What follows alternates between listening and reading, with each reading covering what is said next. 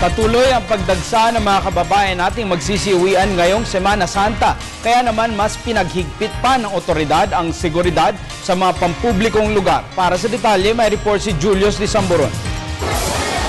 Patuloy na nagdadatingan sa Araneta Center Bus Terminal ang mga pasaherong uuwi sa kani-kanilang mga probinsya ngayong Semana Santa. Magkapamilya, magkasintahan, mamamasyal o solo man, present dito. Simula kagabi ay hindi din magkamayo ang pagdating at mag-alis ng mga bus pang probinsya. Pagpasok pa lang sa entrance ng terminal ay masusin ng iniinspeksyon ng mga gwardya ang ilang bagaheng ipinapasok. Sinisiguro nilang walang ipinagbabawal na bagay ang maisasakay sa mga bus. Din sa yung bubungad ang Semana Santa Police Desk ng Quezon City Police District Station 7. Nabanggit ni Police Senior Inspector Sam Padilla na nang magsimula ang paghahanda para sa Semana Santa ay walang naitalang krimen sa loob ng bus terminal.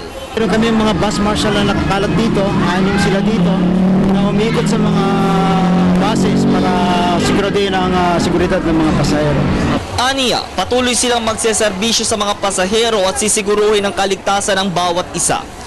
Samantala, inilunsad naman ng DOTC, LTO at LTFRB ang Oplan Ligtas Biyahe Quaresma 2013 bilang tugon sa mga problemang kinaharap ng mga magsisiuwian ngayong bakasyon.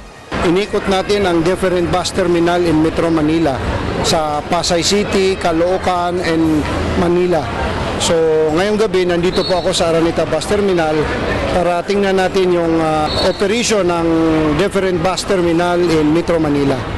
Eksklusibong nakasama ang PTB News sa inspeksyon ni Direktor Lamping sa isang bus na pabiyahing Bicol Region. Ito, Julius, nakita mo naman ang nakasakay lang yung seating capacity ng bus. Yun lang ang pinapayagan natin na makabiyahe. Iisa naman na naging sagot ng mga pasahero na maaga silang nagpabook o bumili ng tiket na makapili pa sila ng mga maayos na biyahe at iwas sa rush hours.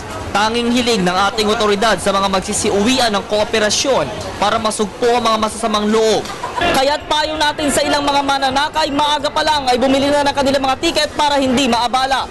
Nag-uulat mula sa Araneta Center Bus Terminal sa Cubao sa Quezon City para sa Telebisyon ng Bayan, Julius de Samburon.